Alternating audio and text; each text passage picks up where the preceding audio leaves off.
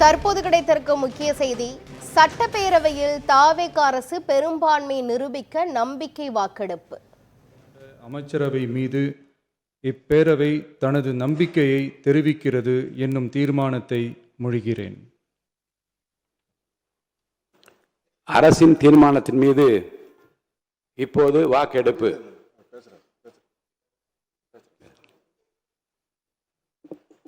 மாண்புமிகு பேரவைத் தலைவர் அவர்களே, மாண்புமிகு தமிழ்நாடு முதலமைச்சர் அவர்களே, அன்பிற்கினிய சட்டமன்ற உறுப்பினர்களே, இன்று இந்த அவையில் நடைபெறும் நம்பிக்கை கோரும் தீர்மானம் சாதாரண அரசியல் நிகழ்வு அல்ல. தமிழக மக்கள் வழங்கிய ஜனநாயக ஆணையை மதித்து அந்த தீர்ப்பை நிலைநிறுத்த வேண்டிய வரலாற்று பொறுப்பு நமக்கெல்லாம் உள்ள தருணம் இது. இந்திய அரசியல் சாசனத்தையும் மத சார்பின்மையையும் சமூக நீதியையும் பாதுகாக்கும் பொறுப்புணர்வோடு இந்திய தேசிய காங்கிரஸ் கட்சி இந்த அரசுக்கு தனது ஆதரவை வழங்குகிறது என்பதை பெருமையுடன் தெரிவித்துக் கொள்கிறேன். 2026 சட்டமன்ற தேர்தலில் தமிழக மக்கள் மிக தெளிவாக ஒரு தீர்ப்பை வழங்கியுள்ளனர். தமிழக வெற்றி கழகம் 107 இடங்களில் வெற்றி பெற்று இந்த அவையில் மிகப்பெரிய கட்சியாக உருவெடுத்துள்ளது. மக்கள் மாண்புமிகு முதலமைச்சர் திரு ஜோசப் விஜய் அவர்களின் தலைமையை ஏற்றுக்கொண்டுள்ளனர். ஆனால் பெரும்பான்மைக்கு 10 உறுப்பினர்கள் குறைவாக இருந்தது. அந்த நேரத்தில் ஒரு கேள்வி எழுந்தது. மக்கள் வழங்கிய ஆணை மதிக்கப்பட வேண்டுமா, அல்லது பின்னாலிருந்து சில சக்திகள், அரசியல் சக்திகள் மூலம் தமிழகத்தின் முடிவை மாற்ற முயற்சிக்க வேண்டுமா?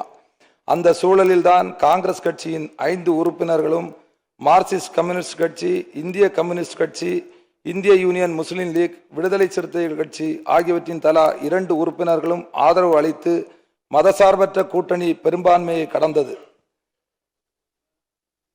முக்கியமாக மாண்புமிகு முதலமைச்சர் திரு சி ஜோசப் விஜய் அவர்கள் ஆதரவு கோரியது இந்த 5 மதசார்ப கட்சிகளிடம்தான் என்பதை இந்த அவையின் கவனத்திற்கு கொண்டு வர விரும்புகிறேன்.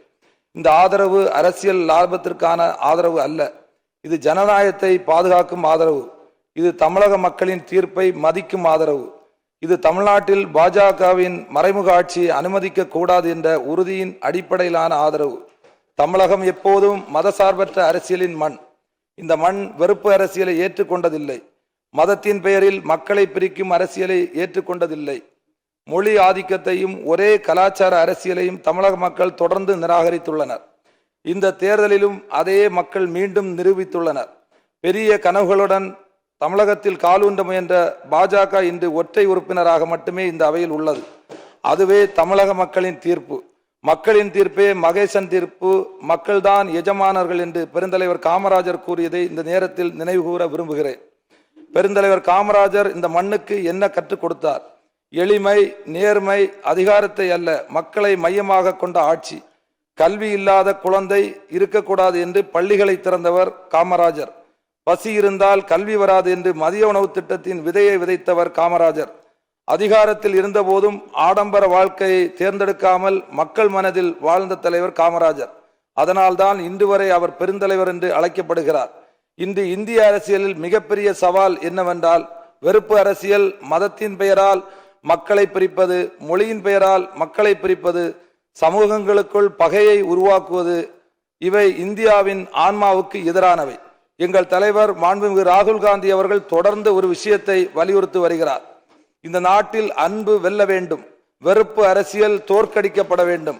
அதனால்தான் இந்தியா முழுவதும் அவர் ஒற்றுமைக்காக பாத யாத்திரை மேற்கொண்டார். இந்திய அரசியல் சாசனத்தின் மதிப்புகளை காப்பாற்ற வேண்டும் என்று குரல் கொடுத்தார். வெறுப்புக்கு எதிராக அன்பின் அரசியலை முன்வைத்தார். இந்திய தேசிய காங்கிரஸ் கட்சியும் அதே கொள்கையில் தான் நிற்கிறது. இந்த மண்ணில் வெறுப்பு அரசியல் வேரூன்ற விடமாட்டோம்.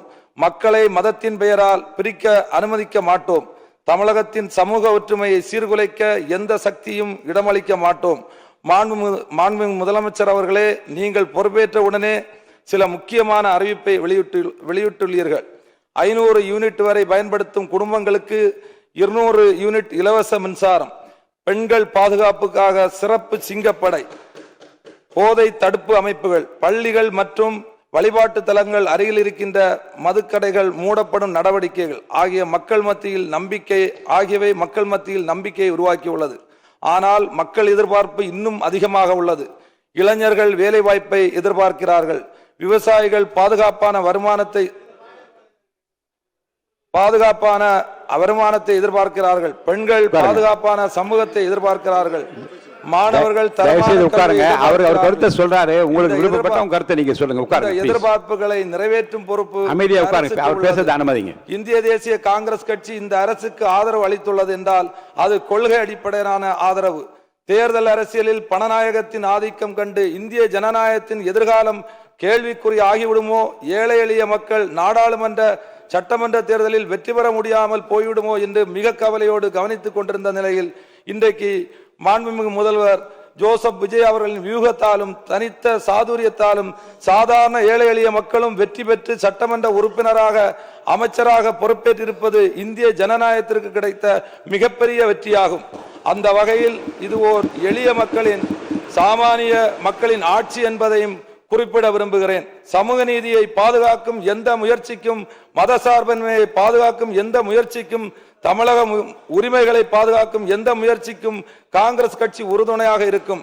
நிலையான ஆட்சி வேண்டும், மதசார்பற்ற ஆட்சி வேண்டும், வெறுப்பு அரசியலற்ற தமிழகம் வேண்டும்.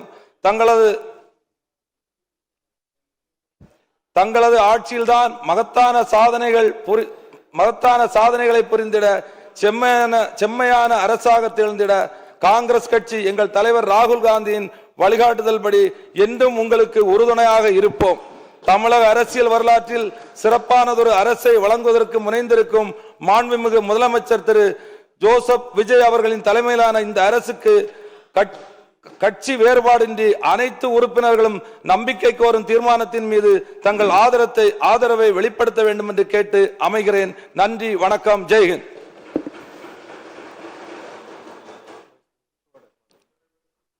அமருங்க, உறுப்பினர் அமருங்க.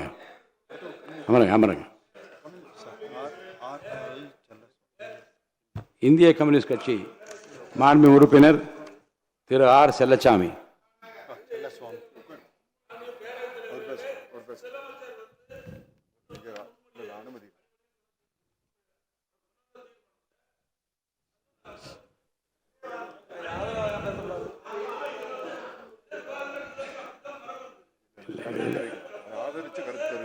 ஏன் ஆதரிக்கிறோம், ஏன் எதிர்க்கிறோம் என்று சொல்கிற உரிமை மாண்புமன்ற உறுப்பினருக்கு உண்டு.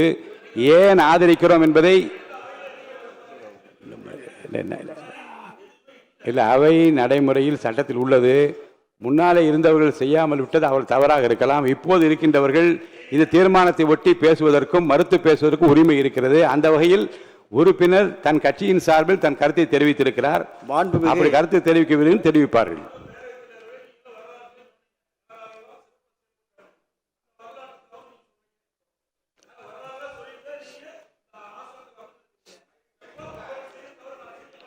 தவறு ஒரு உறுப்பினர் நீங்க பாருங்க, உறுப்பினர் நான் சொல்லுகிற கருத்தை மாற்றி பேசக்கூடாது. முன்னாலே இருந்தவர்கள் செய்யாமல் விட்டதற்காக இப்போது இருக்கின்றவர்கள் செய்யக்கூடாது என்று சொல்லக்கூடாது. பேசுகிற உரிமை மாவட்ட உறுப்பினர்களுக்கு. தீர்மானத்தை முதல்வர் முன்மொழி. கொஞ்சம் உட்காருங்க, தயவுசெய்து உட்காருங்க. பேசுறதுக்கு அப்புறம் நீங்க பேசுங்க.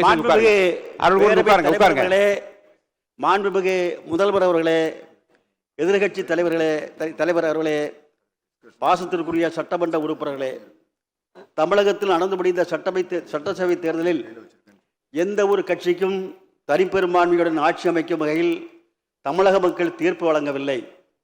இந்த நிலையில் தமிழக வெற்றி கழகத்திற்கு 108 சட்டமன்ற உறுப்பினர்களை வழங்கி தாவேகாவை தனிப்பெரும் கட்சியாக தமிழக மக்கள் தேர்வு செய்துள்ளனர். இந்தியா முழுவதும் தமிழகத்திலும் மக்களை பிளவுபடுத்தி பிளவு அரசியல் ஆதாயம் தேடி வரும் பிளவுவாத சக்திகளை இந்த தேர்தலில் தமிழக மக்கள் முற்றாக நிராகரித்துள்ளனர்.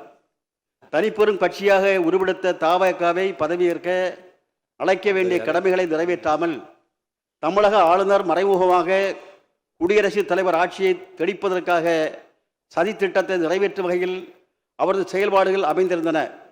தமிழக மக்களின் தீர்ப்புக்கு மாறாக குடியரசுத் தலைவர் ஆட்சி அமைக்கப்படும் ஆபத்திலிருந்தும் தமிழ்நாட்டை காப்பாற்றும் நோக்கத்தோடும் தாவேக தலைவர் மக்களின் மாநிலத்தின் வளர்ச்சி என்ற குறிக்கோளோடு நிலையான ஆட்சி அமைக்க தனக்கு ஆதரவளிக்க வேண்டும் என கேட்டுக்கொண்டதன் அடிப்படையில் மார்க்சிஸ்ட் கம்யூனிஸ்ட் கட்சி இந்த அரசிற்கு வெளியிலிருந்து ஆதரவளிப்பதென முடிவு செய்தது. மார்க்சிஸ்ட் கம்யூனிஸ்ட் கட்சியை பொறுத்தவரையில் இந்த அரசு மக்கள் நலனுக்காக திட்டங்களை அறிவிக்கும் போது அதனை வரவேற்கும். அதே சமயம் மக்களுக்கு பாதகமளிக்கும் என்றால் அதனை எதிர்த்து குரல் கொடுப்பதற்கும் தயங்காது. அதே போன்று தமிழகத்திற்கு ஒன்றிய அரசிடமிருந்து கிடைக்க வேண்டிய வரி வாயில் உரிய பங்கு கிடைப்பதிலும் பேரிடர் நிவாரணம் மற்றும் கல்விக்கான நிதி உள்ளிட்டவைகளை பாரபட்சமின்றி கேட்டு பெறுவதிலும் மார்க்சிஸ்ட் கம்யூனிஸ்ட் கட்சி இந்த அரசுக்கு உறுதுணையாக இருக்கும். இந்த அரசுக்கு ஆதரவை தெரிவித்துக் கொள்வதோடு மேலும் இந்த அரசாங்கம் மதசார்பின்மை, எளிய மக்களை உள்ளடக்கிய பொருளாதார வளர்ச்சி, கூட்டாட்சி, சமூக நீதி கோட்பாடுகளை உயர்த்தி பிடிக்கவும் தமிழக சட்டமன்றம் பாரம்பரியமாக கடைபிடிக்கப்படும் மரபுகளையும் மாண்புகளையும் உயர்த்தி பிடிக்கவும் ஏழை எளிய உழைப்பாளி மக்களின் விருப்பத்தை நிறைவேற்றுகிற வகையில் திறம்பட செயல்பட வேண்டும் என மார்க்சிஸ்ட் கம்யூனிஸ்ட் கட்சியின் சார்பில் தெரிவித்து இந்த அரசுக்கு முழுமையான ஆதரவை தெரிவித்து உட்கார்கிறேன்.